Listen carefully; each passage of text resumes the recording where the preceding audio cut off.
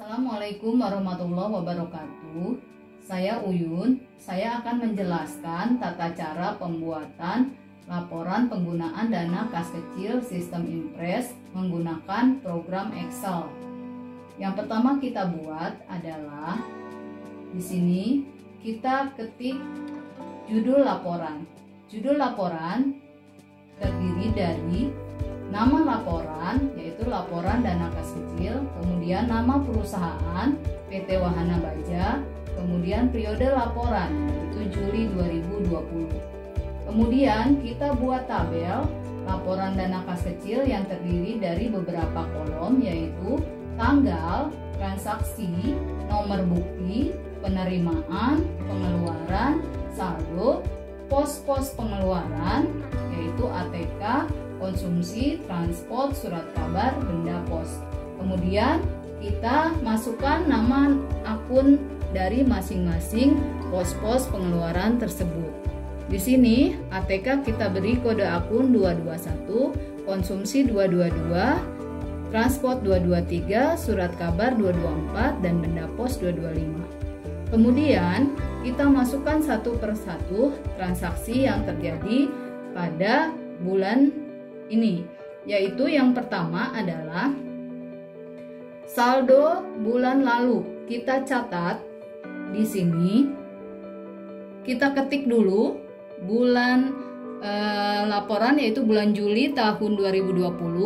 Kemudian tanggalnya kita masukkan tanggal 1, kemudian ketik saldo bulan Juni, kemudian masuk ke dalam kolom penerimaan dan kolom saldo. Saldo ini bisa kita buat dengan mengetik rumus, yaitu sama dengan, kemudian arahkan kursornya ke kolom F8, kemudian kita enter.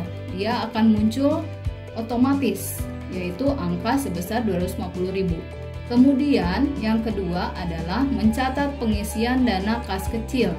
Pengisian dana kas kecil sistem Impress adalah sesuai dengan jumlah pengeluaran, yaitu kita masukkan di tanggal 1 juga, kemudian nomor bukti BKM 01, ini adalah bukti kas masuk nomor 1, kemudian masukkan ke dalam pos penerimaan, yaitu 4.750.000. Kemudian masukkan ke dalam kolom saldo. Saldo ini kita buat dengan rumus sama dengan, kemudian kita arahkan kursornya ke kolom saldo, yaitu H8 ditambah dengan F9. Kita enter, kemudian hasilnya menjadi 5 juta rupiah. Setelah itu kita masukkan transaksi yang pertama, yaitu membayar langganan surat kabar Kompas. Kita masukkan tanggal 1, kemudian nomor buktinya adalah BKK 01, kemudian kita masukkan ke dalam kolom pengeluaran sebesar 250.000, kemudian di kolom saldo kita buat rumus lagi, yaitu sama dengan arahkan kursornya ke kolom saldo H9, kemudian ketik tanda kurang, kemudian arahkan kursornya ke kolom G10, sehingga setelah kita enter akan muncul jumlah sebesar 4.750.000 rupiah. Setelah semua pengeluaran kita catat dan kita masukkan, kemudian kita masukkan ke pos-posnya, yaitu yang tadi sudah kita catat, biaya surat kabar sebesar 250.000 kita masukkan ke dalam pos surat kabar, yaitu 250.000. Kita bisa menggunakan rumus dengan ketik sama dengan, kemudian arahkan kursornya ke kolom G10, yaitu sebesar 250.000. Kemudian akan muncul angka sebesar 250.000. Dari semua transaksi ini kita masukkan, selain ke kolom pengeluaran, juga harus kita masukkan ke pos-pos pengeluaran, artinya ke pengelompokannya atau kelompoknya. Di sini contohnya ada pembelian snack, kita masukkan ke dalam konsumsi, dan biaya transport kita masukkan ke dalam pos transport. di sini ya. Setelah semuanya masuk atau tercatat ke dalam pos-pos pengeluaran, kemudian kita akan mengisi kembali dana kas kecil ini sejumlah, karena ini sistem impres, yaitu sesuai dengan jumlah pengeluaran. Sebelum itu kita harus menjumlahkannya dulu. Di pos penerimaan kita jumlahkan dengan menggunakan rumus.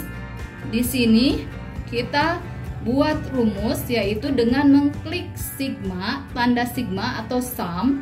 Kemudian kita arahkan kursornya, kita lihat apakah sudah benar, yaitu di kolom F8 sampai dengan, kita klik ya. Kita mulainya dari bawah F14, kita tarik sampai dengan F8 atau F8 sampai dengan F14. Di sini jumlahnya menjadi 5 juta. Untuk kolom pengeluaran karena sama, kita langsung copy paste saja. Kita kopikan dari kolom F15, kita kopikan ke pengeluaran, yaitu akan muncul sebesar Rp1.070.000. Setelah itu kolom saldo ini tidak perlu dijumlahkan, kita ambil saldo terakhir, yaitu kolom H14. Kita ketik H14, kita enter, kemudian akan muncul saldo terakhir. Untuk jumlah pos-pos pengeluaran cukup kita copy dari kolom penerimaan, kemudian kita kopikan ke semua pos-pos pengeluaran, semuanya pasti akan terisi otomatis. Jadi ini sudah menjumlah secara otomatis. Kemudian kita cek apakah pengeluaran ini, pos-pos pengeluaran ini sama dengan pos pengeluaran yang ada di sini. Kita cek, ternyata hasilnya sama. Berarti kita sudah memasukkan sesuai dengan pos-pos pengeluarannya.